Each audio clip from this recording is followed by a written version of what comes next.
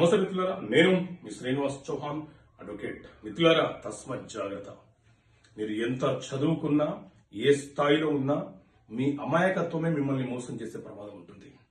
ఒక వ్యక్తి, ఒక మంచి పొజిషన్లో ఉన్న వ్యక్తి కొంతమంది వ్యక్తుల చేత ప్రేరణ పొంది డెవలప్మెంట్ అగ్రిమెంట్ చేసుకుందామని చెప్పి అతని రిజిస్టర్ ఆఫీస్కి పిలిపించి అతని పేరు మీద ఉన్న భూమిని డైరెక్ట్ గా సేల్ డీడే చేసేసుకున్నారు.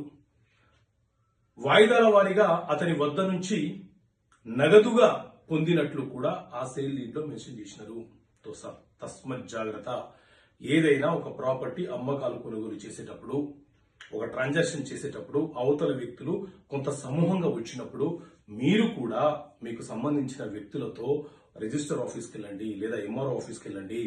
ఎందుకంటే ఆ ట్రాన్సాక్షన్ కి సంబంధించి ఆ సమయంలో మన బ్రెయిన్ మీద రకరకాల ప్రెజర్స్ ఉంటాయి కాబట్టి, అంటే క్యాష్ కి సంబంధించి కావచ్చు, లేకపోతే వాళ్ళ ముగ్గురు నలుగురు నుండి మనల్ని కొంత అటు ఇటు మాట్లాడి కన్ఫ్యూజ్ చేసే ప్రయత్నం చేస్తున్న సందర్భాల్లో మనతో ఇద్దరు ముగ్గురు వ్యక్తులు వచ్చినప్పుడు వాళ్ళు కూడా అసలు ఏం జరుగుతుంది, మనకు న్యాయం జరుగుతుందా అన్యాయం జరుగుతుందా, వాళ్ళు చేసే మిస్టేక్ ఏంటి అనేది వాళ్ళు ఐడెంటిఫై చేయడానికి అవకాశం ఉంటుంది.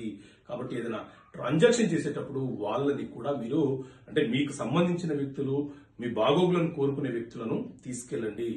అప్పుడే మీ ట్రాన్సాక్షన్ కి మీకు కొంత భద్రత ఏర్పడుతుంది.